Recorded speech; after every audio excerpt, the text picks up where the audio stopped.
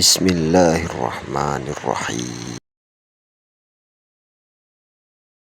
Waktu tiba pasukan Quraisy, mereka kaget, belum pernah tahu ada strategi seperti ini. Orang Arab tidak pernah tahu membuat parit ini. Ini memang idenya dari Salman tadi radhiyallahu anhu. Maka Abu Sufyan pun keliling-keliling dengan orang Quraisy, lihat tidak bisa, bagaimana cara dilewatin? Tidak ada celah. Paritnya semuanya padat sekali. Perlu saya kasih gambaran juga teman-teman sekalian. Tadi saya bilang ini misalnya kota Madinah. Ya, kalau ini buku map kita ibaratkan kota Madinah. Parit ada di selatan. Kiri kanan tadi ada Hara Syarqiyah, Hara Gharbiyah. Di atasnya ada banyak perkebunan kurma.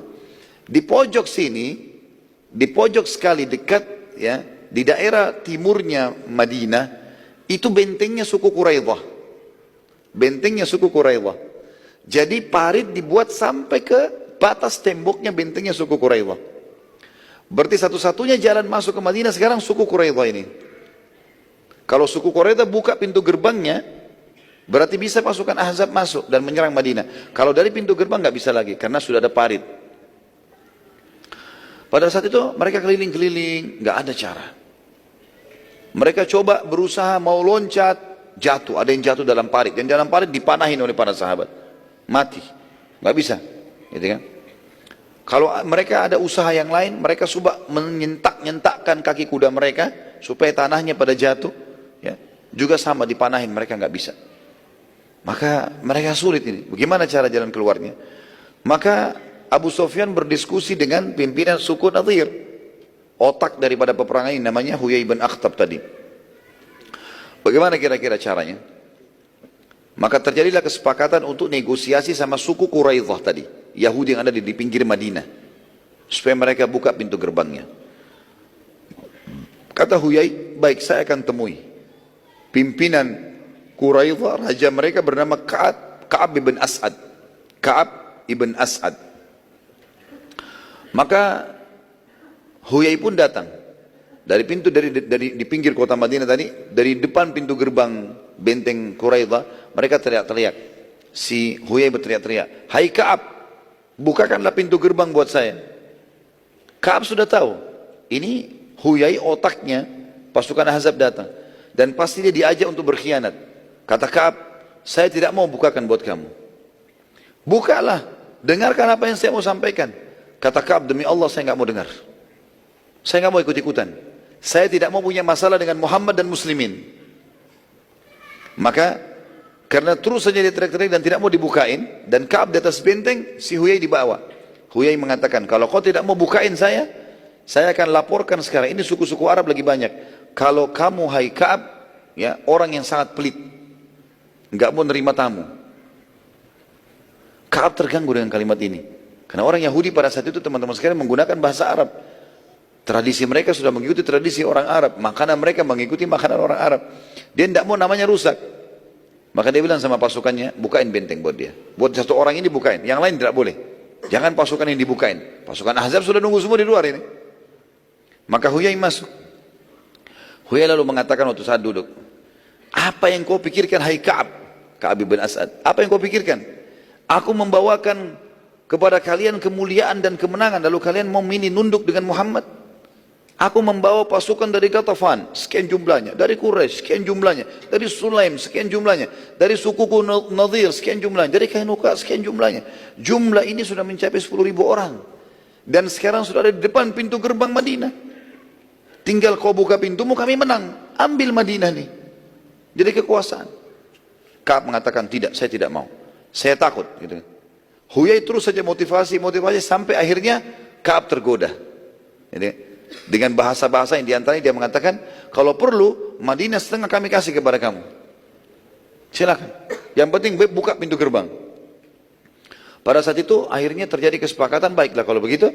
Lalu Ka'ab mengambil kulit unta yang ada tertulis kesepakatannya dengan Nabi SAW. Kalau mereka sama-sama harus mengejar kedamaian Madinah dan seterusnya, maka dia pun mengambil alat bakar mereka pada saat itu dan dibakarlah kesepakatan itu. Lalu mereka beriel-yel, mereka pesta-pesta dengan khamr, minuman keras pada saat itu. Nabi SAW curiga, kok di dalam bentengnya Quraidah ini ada suara? Kan parit di dekat situ, lagi parit. Parit kan pas sampai di bentengnya Quraidah, terdengar suara ribut-ribut di dalam. Ada apa ini? Ribut-ributnya ini bukan ribut seperti biasa orang kalau cuma ngobrol 2-3 orang nggak apa-apa. Ini ribut, mereka yel-yelkan seperti yel-yel orang yang mau berperang gitu kan.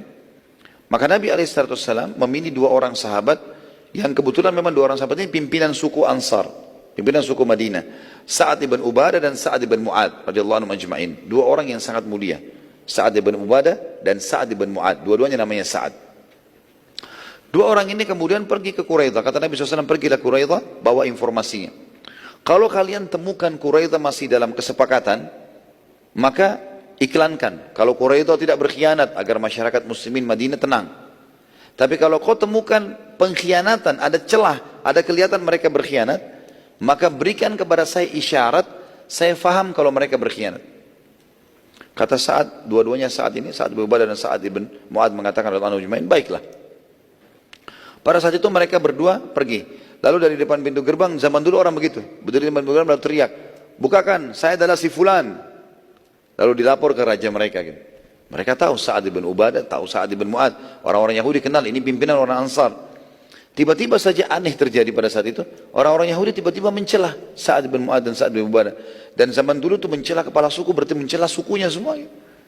Memalukan sekali. Terus dua-duanya saat ini heran, ada apa dengan mereka ini? Tanda-tanda ada pengkhianatan gitu. Lalu Sa'ad ibn Ubadah dan Sa'ad ibn mengingatkan, ingatlah hai Quraidah, kesepakatan damai di antara kita. Jangan sampai ada masalah. Ya. Kebetulan Sa'ad ibn Mu'ad dan Sa'ad ibn Ubadah bukan datang dari depan pintu gerbang, karena depan pintu gerbang sudah dikuasai pasukan Ahzab. Dari dalam kota Madinah, dari pintu gerbang yang lain, gitu kan? Maka Sa'ad ibn Mu'ad dan Sa'ad ibn Ubadah tidak tahu kalau di dalam ini ada Huyai ibn Akhtab, karena dia masuk dari depan benteng. Tiba-tiba dia caci maki. Sa'ad ibn Ubadah heran. Lalu Sa'ad ibn Ubadah dan Sa'ad ibn Mu'ad mengatakan, ingat kesempatan kita, jangan sampai kalian berkhianat. Lalu tiba-tiba orang-orang Yahudi sepakat di atas mengatakan, tidak ada kesepakatan di antara kita lagi. Sudah selesai. Ya, kan? Lalu mereka mencaci maki. Sa'ad ibn Ubadah sempat marah. Lalu kemudian Sa'ad ibn Ubadah mencaci maki juga mereka. Ternyata kalian memang pengkhianat, kalian memang saudaranya kerah dan babi. Gitu. Karena memang kan istilah itu ada dalam Al-Quran ya. Dalam sunnah Nabi pun dikatakan begitu. Orang Yahudi itu saudaranya kerah dan babi. Yang kisah Ashabus Sabt. Ya, orang-orang yang memancing hari Sabtu yang dilarang itu. Kan Allah kutuk menjadi kerah dan babi kan. Maka diistilahkan Yahudi saudaranya kerah dan babi. Ya. Nanti kita akan dengarkan juga di penyerangan suku Quraidah setelah pasukan Ahzab terkalahkan.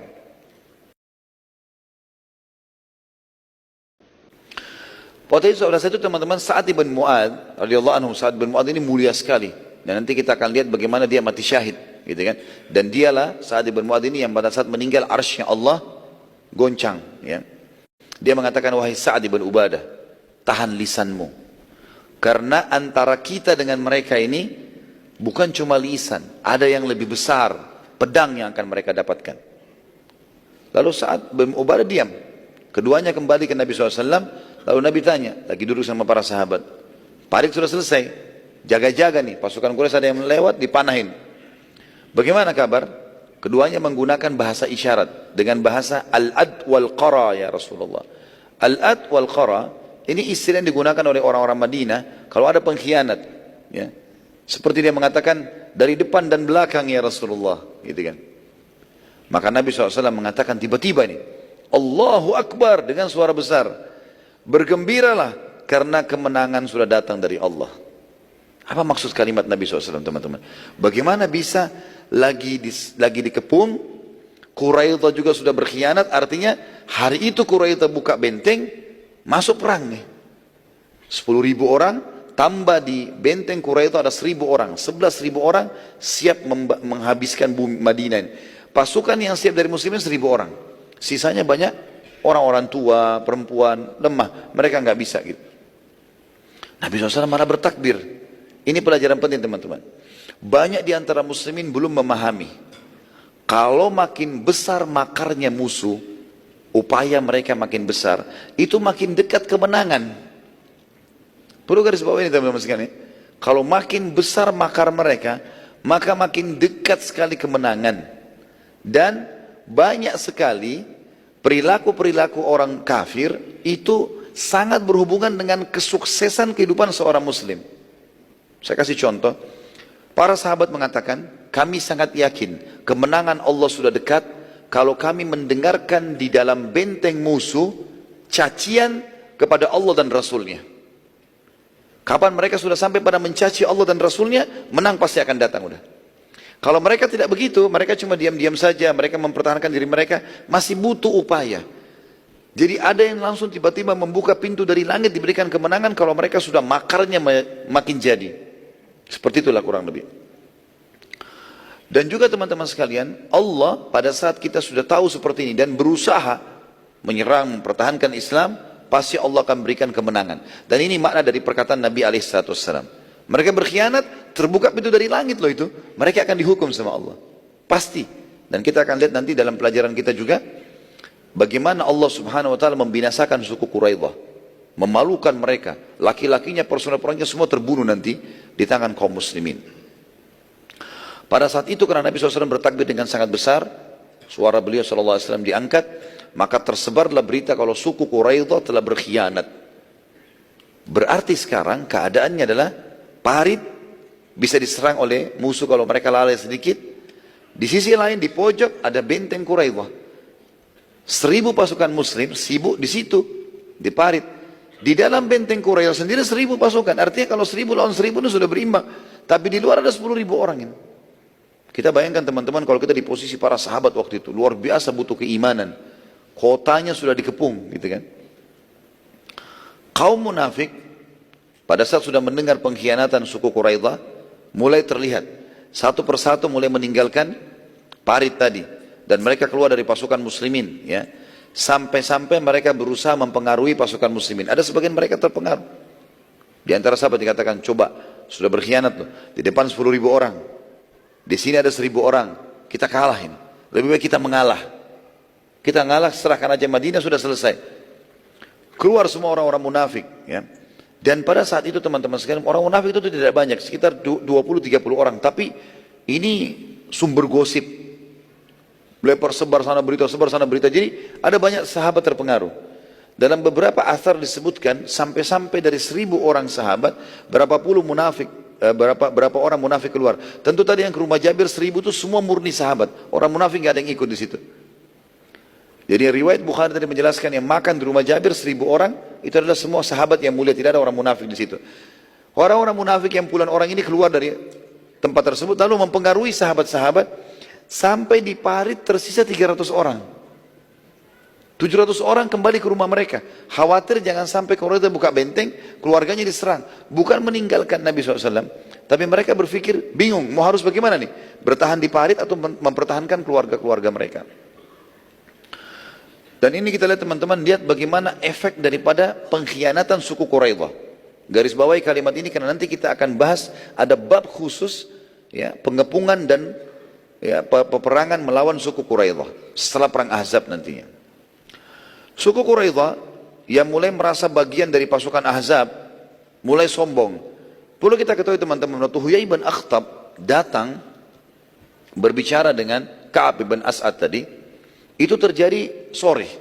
Pasukan Quraisy datang menjelang asar, sudah mau maghrib sore ya, sore lah ya. Kemudian dia langsung negosiasi tadi setelah dia tidak bisa negosiasi pada malam itu juga. Sa'ad bin Ubadah, Sa'ad bin Mu'ad datang sebelum maghrib. Pengkhianatan sudah terjadi gitu kan, di malam hari itu. Maka malam itu Nabi SAW lagi bermusyawarah dengan para sahabat. Kira-kira apa jalan keluar. Dan perlu kita tahu teman-teman pada saat itu musim dingin. Dinginnya luar biasa. Dan Madinah ini terkenal kalau dingin. Bisa sampai 5 derajat, bisa sampai 2 derajat. Ya. Kamu itu masih mahasiswa di sana luar biasa memang. Ya. Kalau pas lagi musim dingin. Agak beda dengan Mekah. Karena Mekah banyak gunung-gunung. Madinah itu datar. Jadi musim dinginnya merata. Seperti itulah. Waktu itu perang Ahzab lagi musim dingin luar biasa. Teman-teman sekalian, orang-orang Quraidah, anak-anak prajurit-prajurit mereka dan pimpinan mereka saling berkata begini.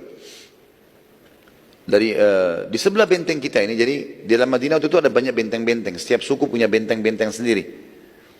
Ada satu benteng suku Aus, milik suku Aus di Madinah, itu disepakati oleh kaum muslimin diletakkan dalam benteng itu semuanya perempuan, semuanya anak kecil, semuanya hewan-hewan ternak mereka, kemudian juga semua perbekalan harta dan orang tua. Dikumpulin di benteng itu. Suku Quraidah, karena mereka tadinya ada punya kesepakatan damai dengan Nabi SAW, mereka tahu benteng ini. Dan mereka tahu di sini ditaruh perempuan-perempuan muslimat. Gitu kan. Maka mereka sepakat mengatakan, kalau begitu, kita pesta dulu. Besok kita akan buka pintu gerbang, masuklah pasukan Azab, Madinah sudah kita kuasai. Sekarang sudah malam, nggak ada penyerangan malam-malam. Mereka nggak mau serang malam-malam supaya nggak membabi buta. Mereka sudah berpikir pasti menang besok supaya mereka bisa leluasa mengambil harta maksimal. Maka mereka tidak mau punya buat menyerang malam-malam. Tapi beberapa pasukan dari Quraidah dengan hikmah Allah sepakat, prajurit-prajurit pilihannya lebih dari 30-40 orang, kita serang aja benteng sebelah nih. Ambil dulu perempuan-perempuan muslimah, kita pesta-pesta, gitu kan, merampas harta rampasan perang. Keluarlah beberapa orang ini, 30-40 orang ini keluar. Kebetulan memang mayoritas pasukan ada sebagian di rumah-rumah mereka. Nabi SAW tidak larang mereka mempertahankan rumah mereka. 300 orang bersama Nabi SAW di parit. Tidak ada yang ke benteng ini. Mereka mempertahankan rumah-rumah mereka. Benteng ini tidak dibuka. Karena perintah Nabi SAW, kalau mereka mau mempertahankan rumah mereka, bertahan di sekitar penjuru kota Madinah silakan. Tapi jangan ke benteng itu. Benteng itu nggak boleh diganggu. 40 orang ini Yahudi datang ke sekitar benteng. Mereka mau membuka benteng, mau menyerang.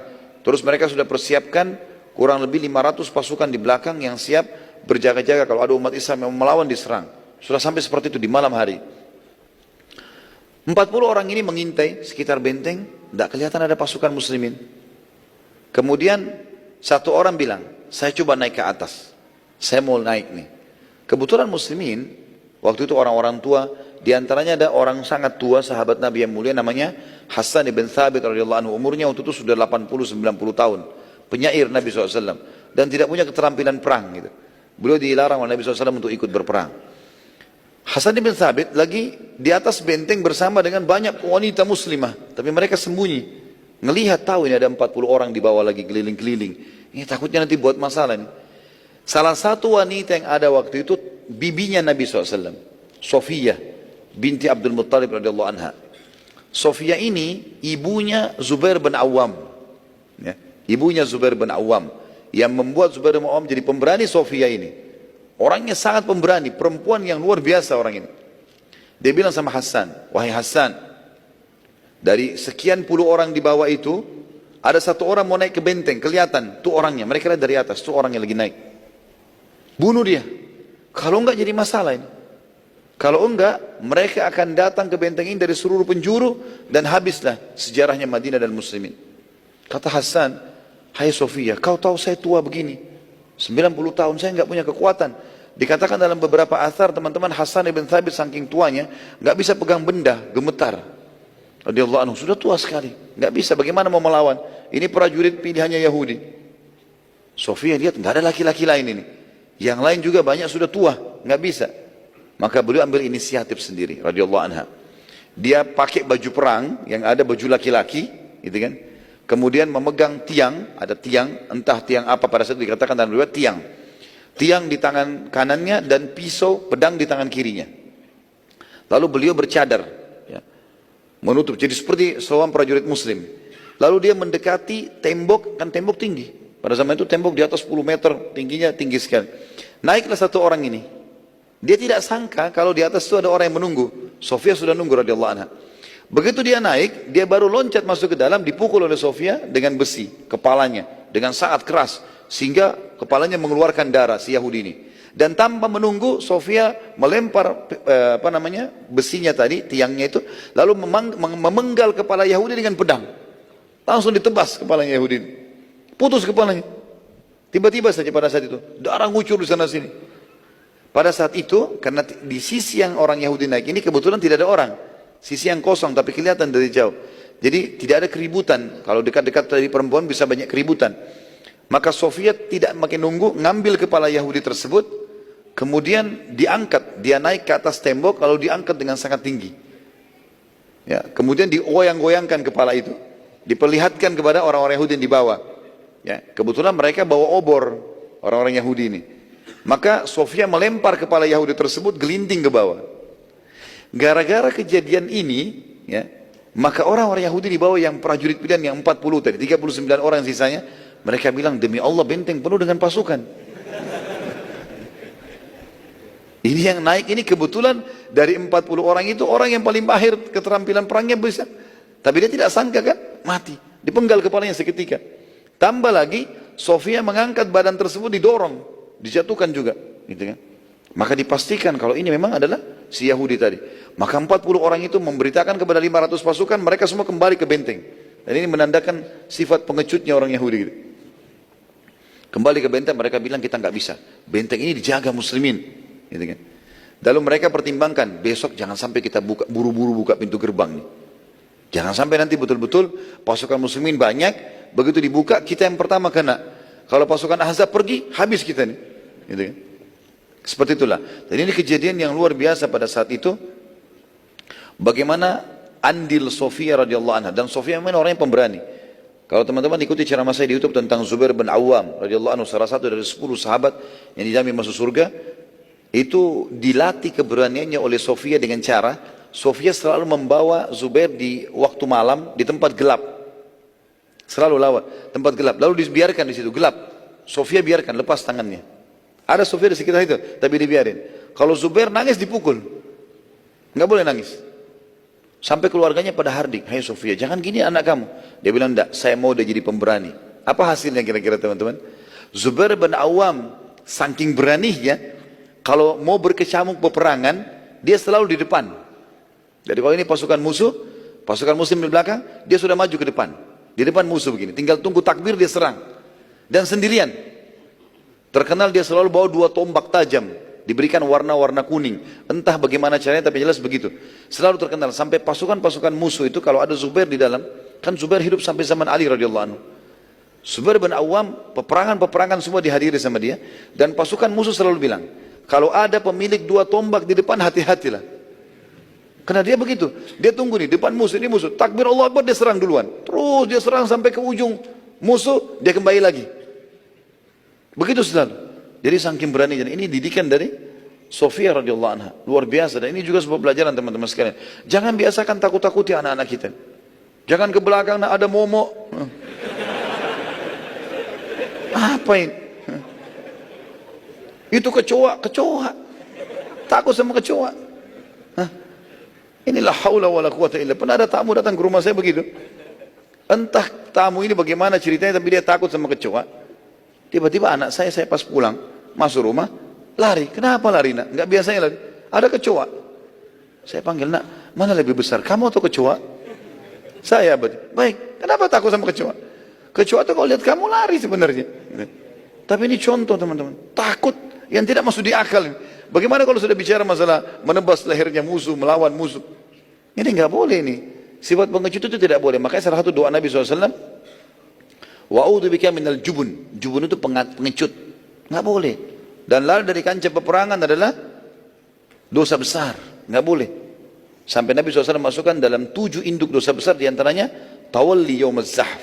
Lari dari kancah peperangan. Tidak ada sifat pengecut bagi seorang muslim. Kebenaran dihadapi sampai dia mati. Kalau ajal datang pasti matilah. Nggak ada urusannya dengan kejadian. Kan seperti itu. Maka ini perlu digarisbawahi teman-teman. Penting sekali.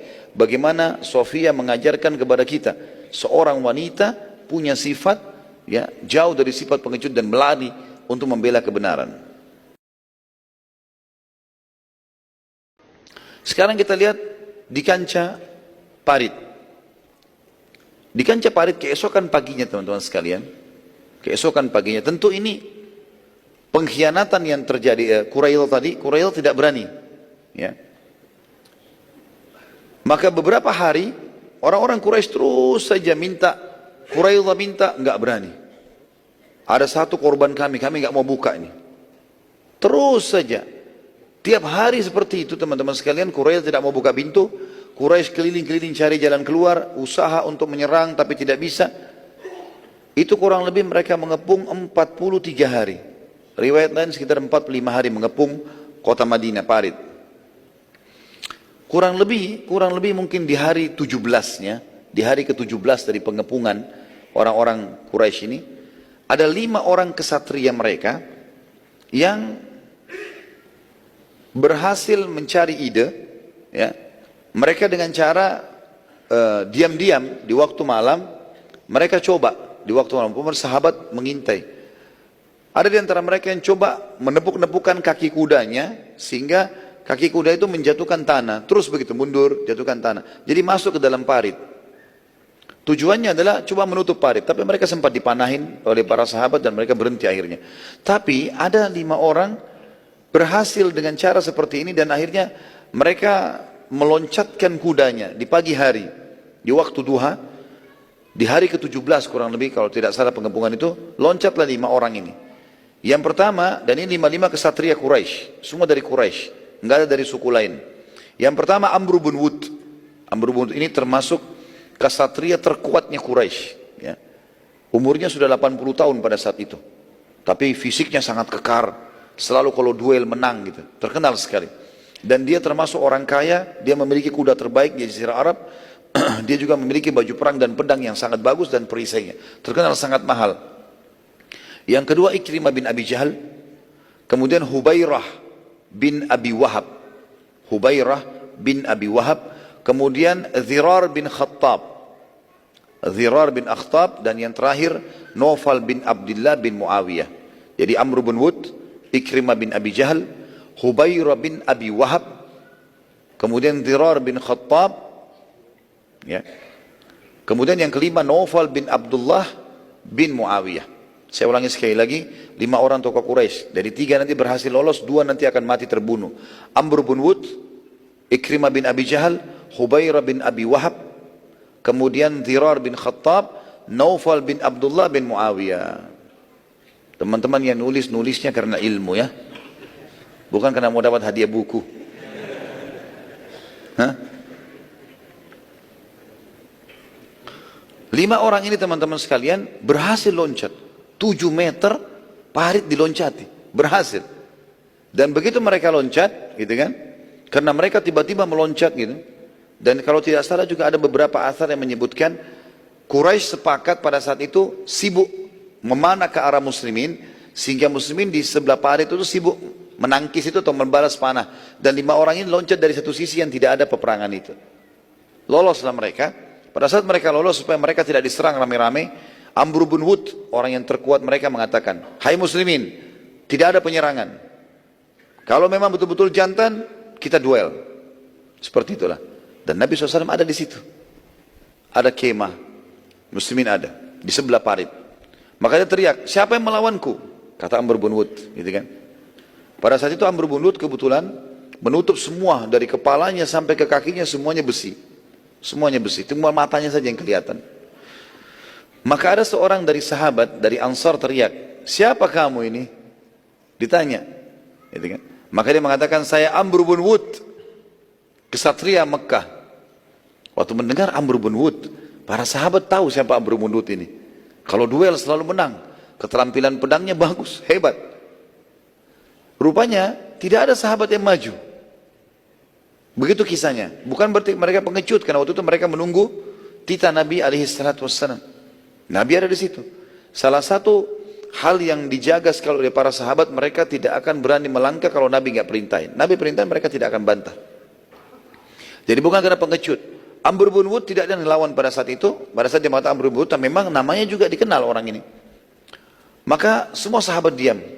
Tidak ada yang nyaut. Tunggu Nabi SAW instruksikan. Satu-satunya sahabat yang bicara Ali bin Abi Thalib radhiyallahu anhu. Ali mengatakan di sebelah Nabi, ya Rasulullah, izinkan saya melawannya. Ali bin Abi Thalib waktu itu umurnya 25 tahun. Masih muda sekali. Dibandingkan Amr bin Wud yang 80 tahun. Tapi 80 tahun kesatria ini teman-teman sekalian. Kuat sekali.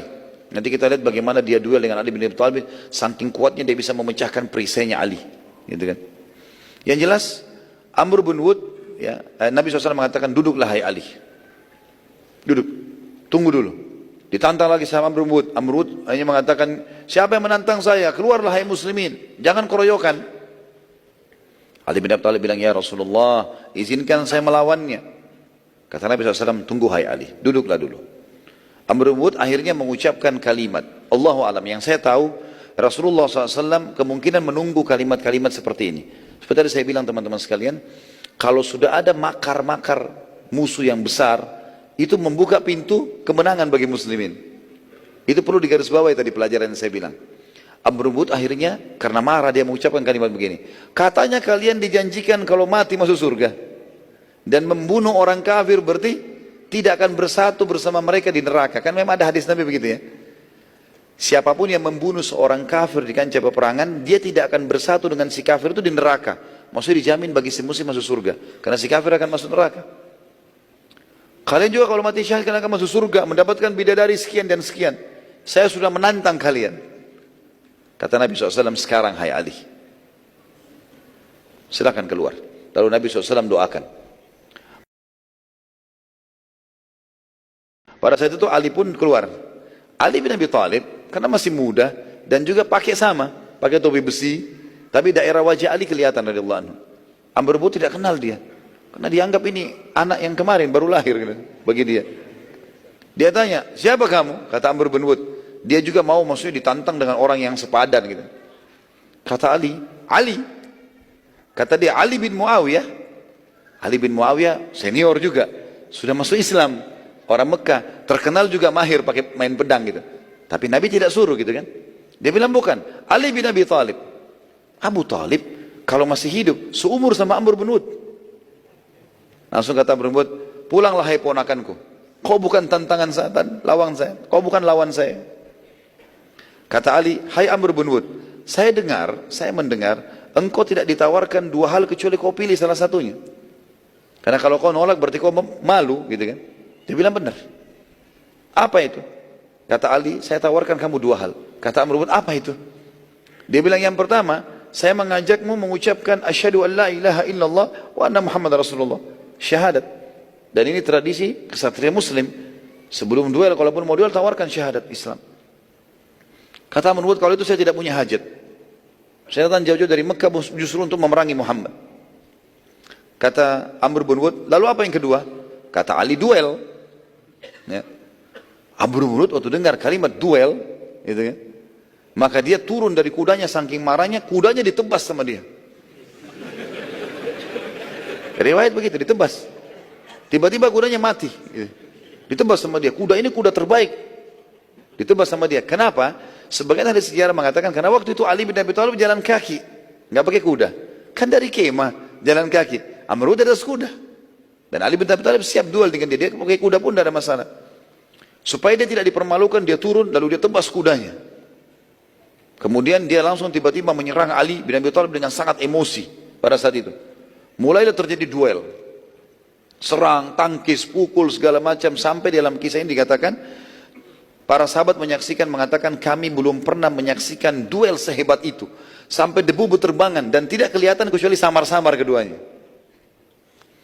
Terus saja seperti itu sampai akhirnya Ali bin Abi Thalib radhiyallahu anhu sempat dipukul dengan sangat kencang. Amr bin Wud memegang pedangnya dengan kedua tangannya lalu memukul ke arah kepala Ali radhiyallahu anhu. Dan saking kuatnya pukulan tersebut Ali sempat menangkis dengan perisai-perisainya pecah. Gitu kan? Saking kuatnya. Dan perisai teman-teman susah untuk pecah. Waktu itu mereka buat dari besi gitu, kuat. Pecah perisai tersebut. Dan saking kuatnya bukan cuma pecah, perisai tersebut tertekan sampai ke pundak Ali radhiyallahu anhu, tapi Ali tidak sempat luka. Dalam kondisi seperti itu ternyata pedangnya Amr bin Wud tertancap, pecah tapi ini juga tertancap, gak bisa dicabut. Maka Ali bin Abi Thalib menebas Amr bin Wud dari kemaluannya, dalam riwayat dikatakan begitu, dan ditarik sampai ke atas gitu. Sehingga matilah Amr bin Wud, jatuh pada saat itu. Tapi masih ada banyak debu, orang nggak tahu siapa yang menang siapa yang kalah nih.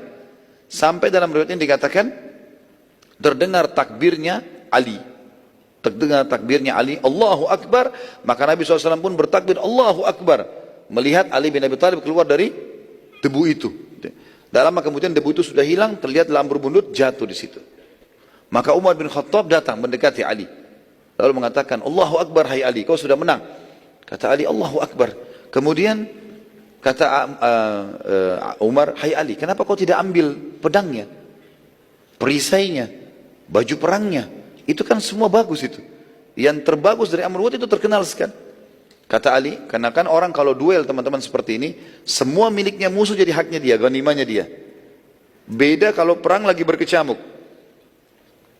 Kalau pasukan musuh pasukan muslim sama kafir lagi saling serang, terus pasukan kafir kalah, semua yang ditinggalkan oleh pasukan musuh itu jadi ghanimah, tapi tidak boleh diambil secara individu. Harus dikumpulin, nanti panglima perang yang bagi rata. Kalau ada orang yang ngambil duluan, itu namanya berkhianat. Dan itu dosa besar. Mengambil ghanimah kalau perang sudah berkecamuk, gak boleh sebelum dibagi. Kalau sudah dibagi nanti oleh panglima baru bisa. Tapi kalau duel seperti ini dia punya hak. Kata Ali, saya tidak mau mengambilnya. Karena tadi waktu saya sedang menebasnya, saya melihat sendiri auratnya terbuka. Dan saya benci dengan dia dan saya benci juga dengan hartanya. Saya tidak ingin semuanya. Melihat Amr bin Wud dikalahkan oleh Ali bin Abi Thalib, teman-teman sekalian, yang mereka anggap orang ini paling hebat sekali dalam berperang, dan keempat orang tadi, orang Quraisy, termasuk Ikrimah bin Abi Jahal. Ikrimah bin Abi Jahal seumur dengan Ali bin Abi Thalib.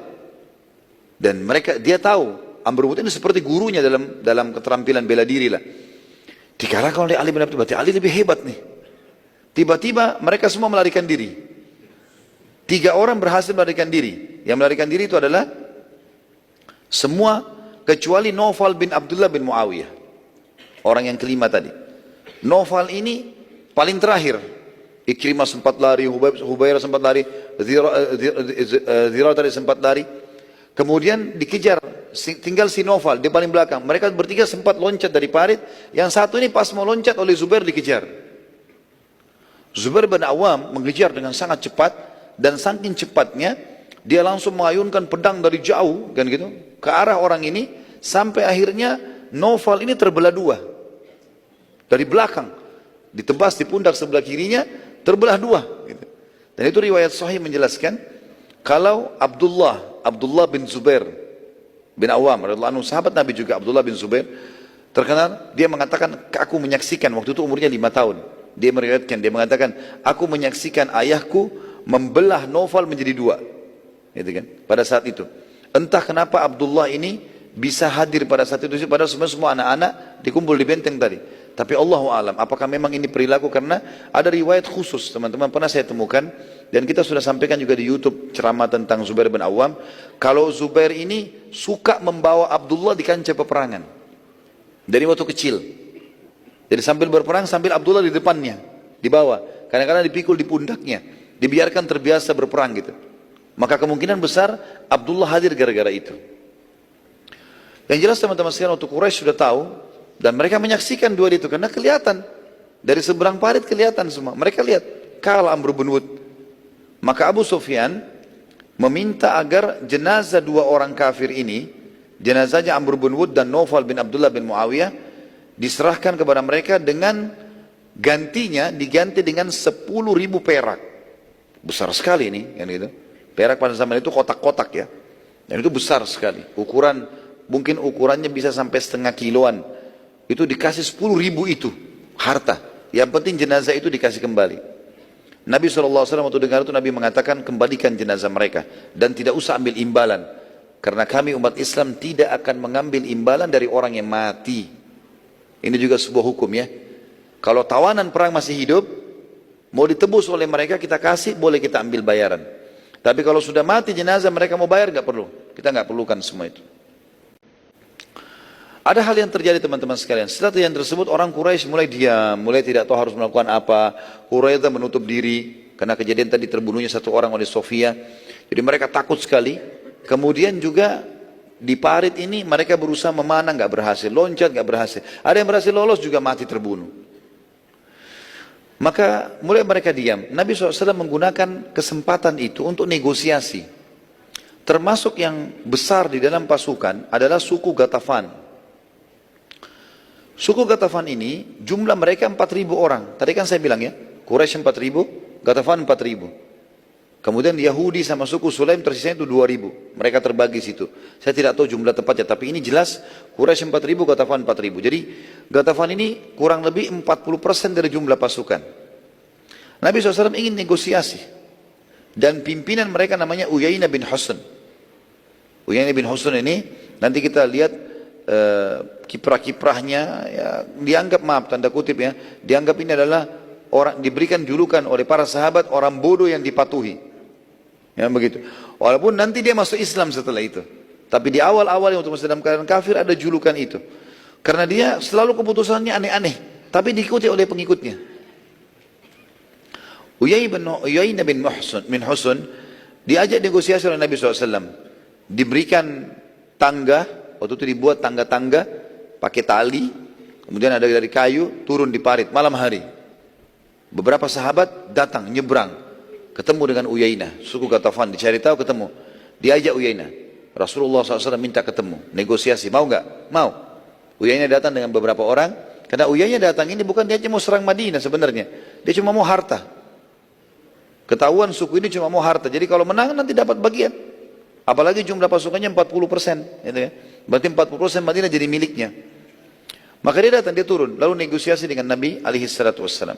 Nabi SAW sempat menawarkan dengan beberapa sahabat hadir pada saat itu, bagaimana kalau kau mundur hai Uyainah, dan tidak usah ikut-ikut lagi dengan pasukan Ahzab ini, dan kamu akan kami berikan 1/4 dari hasil perkebunan Madinah selama setahun. Jadi perkebunan Madinah ini 100%. 1/4-nya, ya, 25%-nya, itu hasilnya kami akan kasih kepada kamu. 1 tahun, asal kau pulang saja.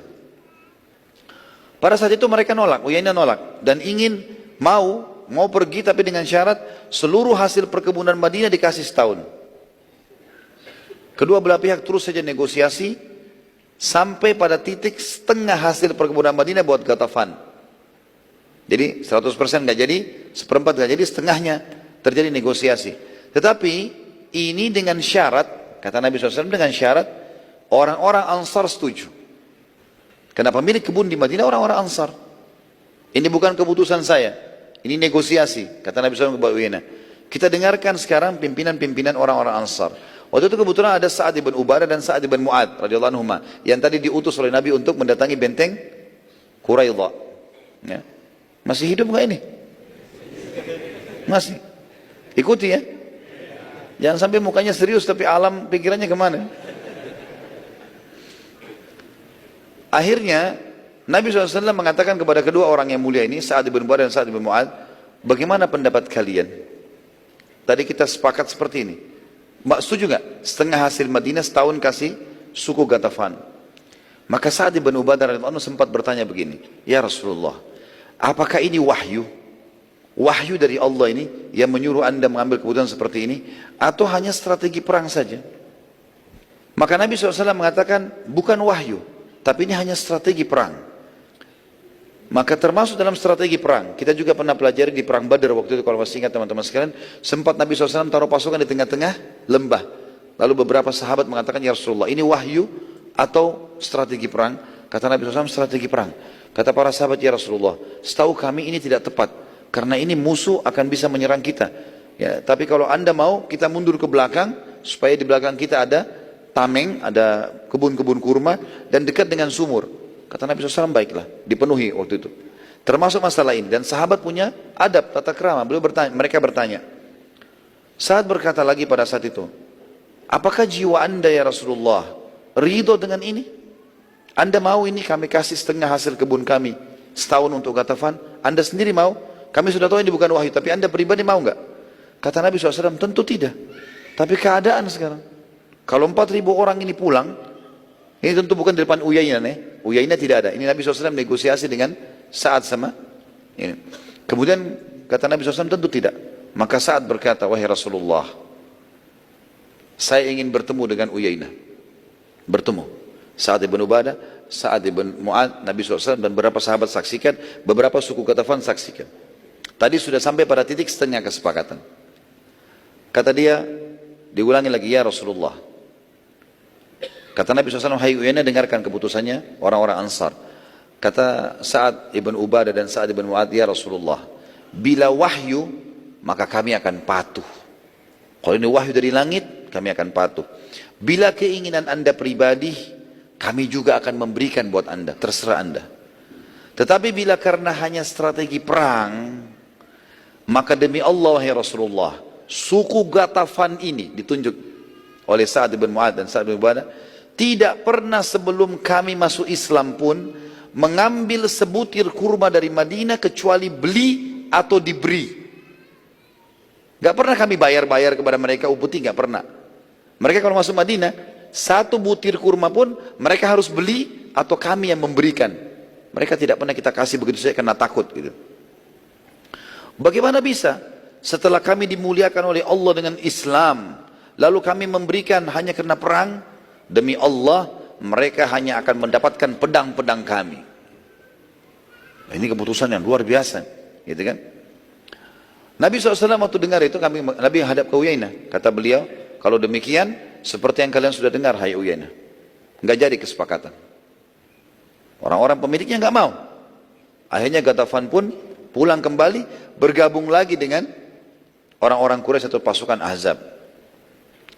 Suku Ghatafan waktu itu sempat terkejut mendengar keberanian Sa'ad. Dan mereka juga saat itu yakin sekali, yakin setelah sekian puluh hari, ya, mengepung Ahzab, dengan pasukan Ahzab mengepung Madinah tidak bisa tembus. Dan mereka tahu siapa Sa'ad ibn Ubadah, siapa Sa'ad ibn Mu'ad, dan bagaimana suku Aus dan Khazraj dalam peperangan. Mereka tahu. Maka mereka pun terkejut dengan keputusan dan tahu kalau ini serius, nggak bakal dikasih. Gitu. Pasukan musuh terus saja berusaha melemparkan anak-anak panah mereka ke arah kaum muslimin, tapi juga tidak berhasil pada saat itu. Sama sekali tidak ada keberhasilan sebagaimana hari-hari sebelumnya. Ya. Tiba suatu hari ketika Sa'ad bin Mu'adz radhiyallahu anhu, salah satu pimpinan Ansar tadi, selepas balik dari rumahnya mengganti bajunya, ia sempat mengenakan baju besi tapi di bagian dadanya terdapat tempat yang terbuka. Jadi Sa'ad bin Mu'adz ini rupanya setelah beberapa hari diparit, dia izin dengan Nabi SAW, ya Rasulullah saya mau pulang ke rumah, gerah, mau mandi segala macam, mau ganti baju. Nabi SAW silakan, pulanglah Sa'ad bin Mu'adz radhiyallahu anhu. Waktu dia pulang ke rumahnya, rupanya dia ganti semua bajunya, dia ganti juga baju perangnya. Baju besinya di bagian dadanya ada yang terbuka, ya, tidak ada besi di situ. Pada saat dia mau balik ke parit, sempat dilihat oleh Ummul Mukminin Aisyah radhiyallahu anha. Dalam riwayat sahih dikatakan, maka Aisyah berkata, aku khawatir baju tersebut bagian dadanya akan membahayakannya. Karena saat lewat di depan rumah Nabi SAW menuju ke parit, Aisyah sempat melihat sepintas, lalu terlihat baju perang itu. Terlihat karena orang baju perang besinya dari lehernya sampai ke terturun sampai ke perutnya, gitu kan. Maka Aisyah mengatakan, saya khawatir ini malah bisa membahayakan Sa'ad. Subhanallah, ketika Sa'ad sudah masuk lokasi parit, tiba-tiba ia terkena di sekitar dada itu sebuah anak panah yang membuatnya akhirnya terjatuh dan berdarah. Lalu para sahabat segera membawanya ke Nabi SAW. Nabi SAW lalu mencabut anak panah tersebut dan darah keluar dengan deras dari arahnya. Lalu Nabi SAW memanaskan besi, yang kalau dalam istilah agama, di istilah bahasa Arab namanya kai, pengobatan kai, besi panas kemudian diletakkan di tubuh yang sakit, gitu ya. Dan kemudian menempelkan pada luka Sa'ad, dan darah pun akhirnya berhenti pada saat itu. Nabi SAW tentu dalam riwayat membolehkan pengobatan kai, tapi dijadikan pengobatan yang terakhir. Nggak boleh pengobatan yang pertama. Itu ada bahasan sendiri tentang pengobatan nabawiyah. Beberapa saat dari kejadian tersebut, tiba-tiba lukanya Sa'ad ibn Mu'adz radhiyallahu anhu kembali berdarah. Ya. Dan Nabi SAW melakukan lagi hal yang sama, dikai lagi, berhenti lagi. Ya. Beberapa kali Nabi SAW melakukan itu, namun hal itu terus saja terulang sampai yang ketiga kalinya, sehingga Nabi SAW memerintahkan agar Sa'ad radhiyallahu anhu dirawat di Masjid Nabawi, di masjid beliau. Bawa pulang Sa'ad tapi jangan ke rumahnya. Buatkan kemah di dalam masjid, biarkan Mu'adz di situ. Diletakkan beberapa sahabat menampingi Sa'ad bin Mu'adz. Dan pada saat beliau dirawat, ada satu wanita yang diperintahkan oleh Nabi SAW, memang ini wanita perawat. Ya. Setiap peperangan Nabi SAW, kebanyakan wanita ini ikut, namanya Nufailah radhiyallahu anha, dan dia sering disebut dalam buku-buku sejarah sebagai perawat pertama dalam Islam. Nufailah ini bertugas, selain laki-laki mendampingi, dia juga datang ke masjid untuk mengobati lukanya Sa'ad radhiyallahu anhu. Dan ini juga pelajaran teman-teman sekalian, dalam pengobatan tidak ada masalah ini. Ya, kalau misalnya ada laki-laki luka, kemudian ada perawat perempuan yang harus membersihkan luka itu, ya, tentu di sini tidak ada khalwat, tidak ada berdua-duaan. Ya, tetap saja walaupun pengobatan ini perlu ada di tempat yang mungkin di rumah sakit ada orang lain dan seterusnya. Begitu juga dokter laki-laki boleh menangani pasien perempuan. Ya. Itu sudah terjadi di peperangan-peperangan Nabi SAW. Suatu hari teman-teman sekalian, pasukan musuh sepakat menyerang dengan cara apapun. Sudah hari ke-40, waktu itu Sudah jenuh pasukan musuh, maka Abu Sufyan mengatakan kita harus serang. Nggak bisa lagi kita diam. Dengan cara apapun. Maka mereka lalu menyerang dengan secara massal dari seluruh penjuru parit. Tanpa henti, anak panah dilemparkan. Mereka lakukan adalah lempar anak panah dari belakang pasukan. Sekian ribu orang pemanah melempar ke arah muslimin. Sekian ribu. Dan anak panah teman-teman kalau lagi dilempar, cara perang itu harus kita nangkis dulu. Nggak bisa anak panah kemudian tiba-tiba kita juga memanah, akan kena. Maka harus nangkis. Dan cara menangkisnya yang paling aman adalah orang-orang duduk sambil pegang perisai. Sehingga anak panah itu tidak kena. Kalau berdiri bisa kena kakinya, bisa kena pahanya. Maka mereka harus duduk, mereka sambil pegang perisai. Perisainya itu bisa melindungi dari anak panah. Orang-orang Quraisy mengatur strategi di hari ke-40 itu. Sekian ribu pemanah harus memanah, non-stop. Dari pagi sampai malam. Non-stop. Lempar semua anak panah. Ada orang yang produksi anak panah, beberapa orang disuruh produksi sekian 1000 orang buat anak-anak panah. Sekian ribu orang memanah terus. Sisi yang lain, di depan para pemanah. Pemanah ini melempar panah kalau jarak jauh dibuat kayak mencikung begitu ya. Jadi bukan dipanah lurus, tapi dibuat mencikung. Dan ini memang ada keterampilan khusus. Di depan mereka, di depan para pemanah ini, itu ada pasukan kuda. Sekian ribu juga jumlahnya. Apa yang mereka buat? Mereka sengaja menyentak-nyentakkan kaki kuda mereka supaya tanah jatuh ke parit. Seperti itulah. Tapi mereka berhasil pada saat itu melakukannya karena muslimin lagi sibuk nangkis panah-panah ini. Panahnya non-stop. Seperti itulah strateginya pada saat itu. Saya tulis di sini, saya bilang suatu hari pasukan musuh sepakat menyerang dengan cara apapun. Maka mereka lalu menyerang secara massal dari seluruh penjuru tanpa henti. Baik dengan serangan kuda yang berusaha melewati parit, juga menyentakkan kaki kudanya sehingga parit terpenuhi dengan tanah kembali, dan juga dengan anak-anak panah yang tidak berhenti-henti terserang ke arah muslimin. Serangan ini dimulai dari selepas sholat duhur sampai maghrib, mulai dari duhur siang sampai maghrib dan matahari terbenam.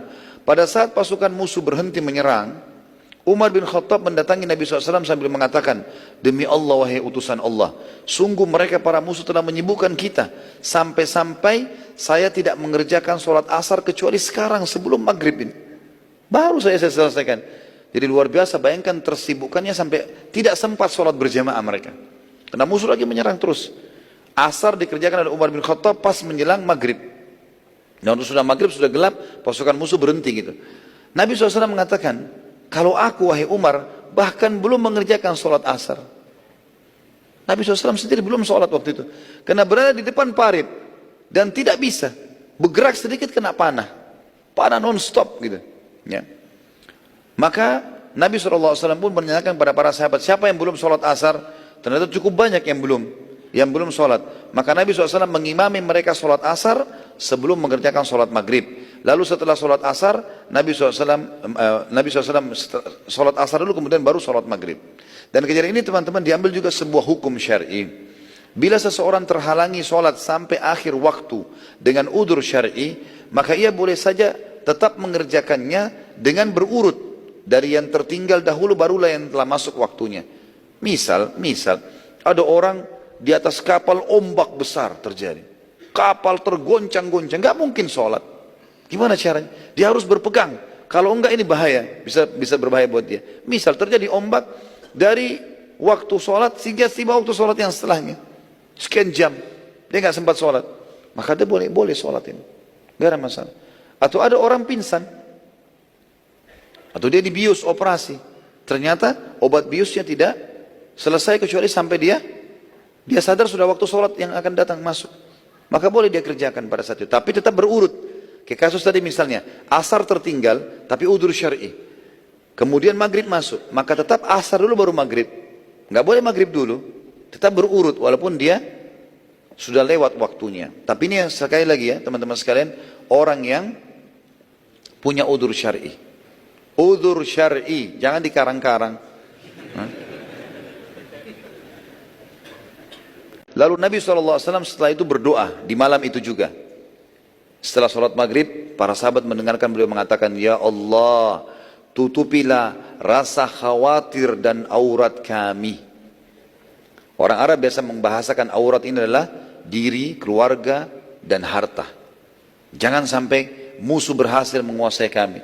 Ya Allah, zat yang telah menurunkan kitab Al-Quran zat yang telah mengatur awan-awan, sangat cepat hisapnya, zat yang mampu mengalahkan pasukan sebanyak dan sekuat apapun, porak-porandakanlah mereka. Dan doa Nabi SAW diijabah oleh Allah Subhanahu Wa Taala. Dan ini juga pelajaran teman-teman. Lihat ya, bagaimana Allah Subhanahu Wa Taala menjawab ijabah doa hamba-hambanya. Tadi Nabi sudah berdoa ya, porak-porandakan ya Allah. Lihat bagaimana jawaban doanya Nabi, ya, yang Allah kasih. Ada satu pimpinan Quraisy namanya Naim ibn Mas'ud.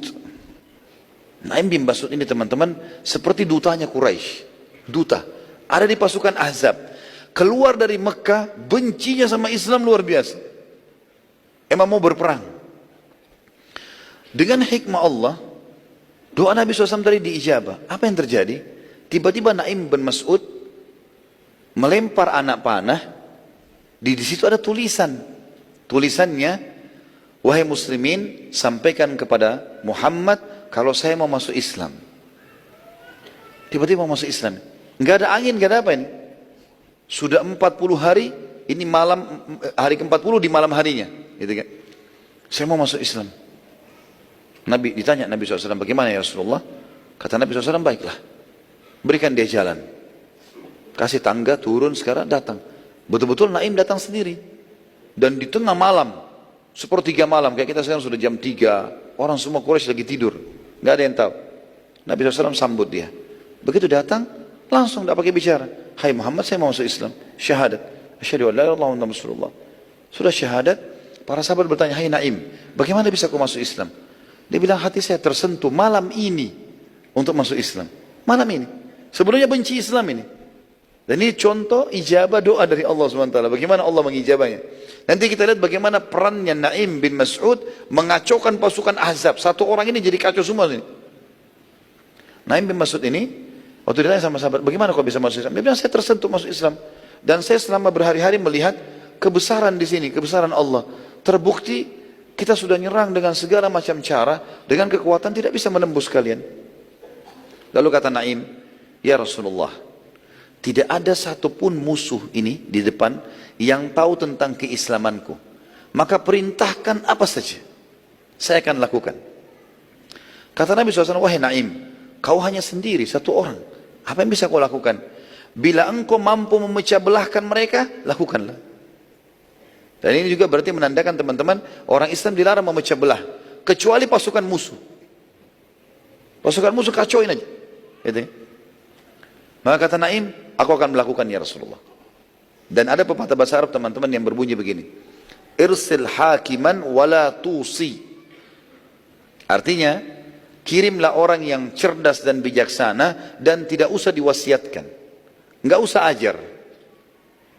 Salah satu hal yang Nabi SAW sering lakukan, beliau sering menunjuk sahabat yang tidak perlu banyak instruksi menjelaskan ke dia.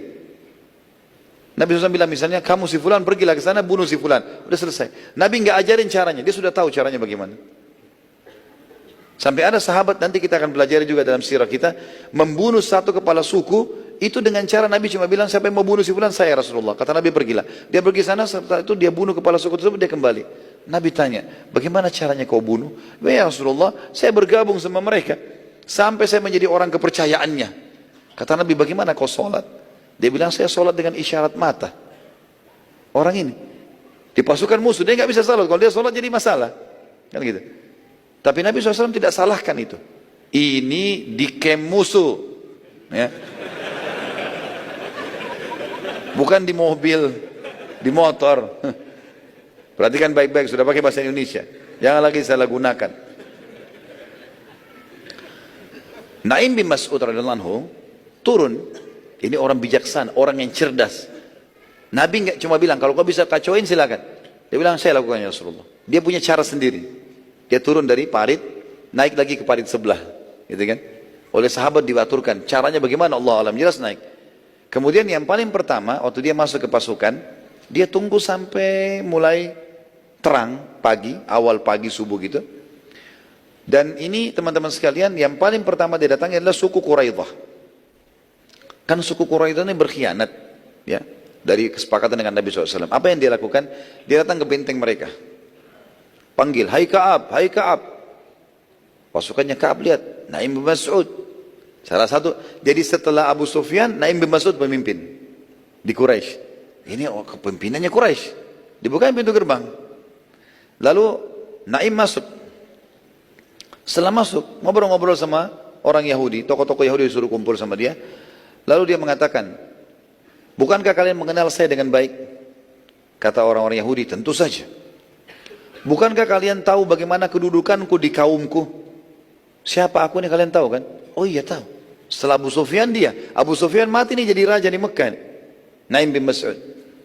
Lalu dia bilang, bukankah kalian juga sudah tahu bagaimana kebencianku pada Muhammad dan agamanya? Kata Yahudi, iya. Kami tahu itu. Kalau tidak benci tidak mungkin mau memerangi sampai ke Madinah. Lalu orang-orang Yahudi mengatakan, memang ada apa hai Naim? Naim berkata, kita telah mengepung tempat ini selama 1,5 bulan, 45 hari. Ini sudah masuk waktu 45 hari. Ya. Jadi tadi kurang lebih 40-45 hari ya, kurang lebih seperti itu. Bisa juga dikatakan ini adalah hari ke-41. Kita sudah mengepung 40 hari, 41 hari. Dan aku melihat Quraisy sudah merasa jenuh, kata dia. Bila mereka balik, tiba-tiba balik nih, hari ini balik tiba-tiba, maka tertinggallah kalian sendiri di kota Madinah. Dan pastilah dengan jumlah kekuatan kalian saja tidak akan mampu mengalahkan Muhammad. Terbukti sekarang 10.000 orang yang kami bawa plus kalian 1.000 ini tidak mampu mengalahkan. Apalagi kalau kalian cuma sendiri di dalam kota Madinah lagi. Kata orang-orang Yahudi, apa saranmu hai Naim? Kata Naim, saranku kalian meminta minimal 10 orang tokoh Quraisy tinggal bersama kalian di benteng ini. Dan pastikan agar mereka tidak menolak itu. Supaya kalian bisa memastikan kalau Quraisy pulang, kalau Quraisy tidak akan pulang karena ada 10 pemimpinnya di kalian. Bukan ditahan, bergabung dengan pasukan kalian saja. Kata Yahudi, ide yang bagus itu. Naim radhiyallahu anhu mengatakan, baik saya pamit, pulang. Tidak tunggu.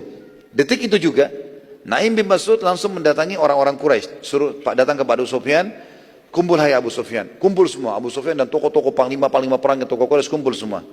Kata Naim, bukankah kalian sudah mengetahui ya, bagaimana kedudukanku di sisi kalian? Bagaimana kedudukanku di sisi kalian? Kata mereka, kami tahu siapa kamu. Kamu pimpinan kami. Baik. Bagaimana kalian sudah tahu bagaimana kebencianku terhadap Muhammad dan agamanya? Kata mereka, tentu saja. Lalu Naim mengatakan, lalu orang Quraisy mengatakan, ada apa hai Naim? Kenapa kau bilang seperti ini semua? Kata Naim, aku telah mendapatkan informasi bahwasanya Yahudi Quraidah akan memperbaharui kesepakatan dengan Muhammad. Padahal ini Quraidah nggak buat ini nih. Quraidah sekarang mau memperbaharui kesepakatan, padahal Quraidah nggak buat ini, gitu kan? Dan sebagai jaminan untuk Muhammad, mereka akan minta 10 orang tokoh kalian. Sebentar lagi nih, Quraidah akan minta nih 10 orang tokoh kalian untuk mereka kasih ke Muhammad sebagai jaminan, tebusan, supaya akadnya diperbaharui.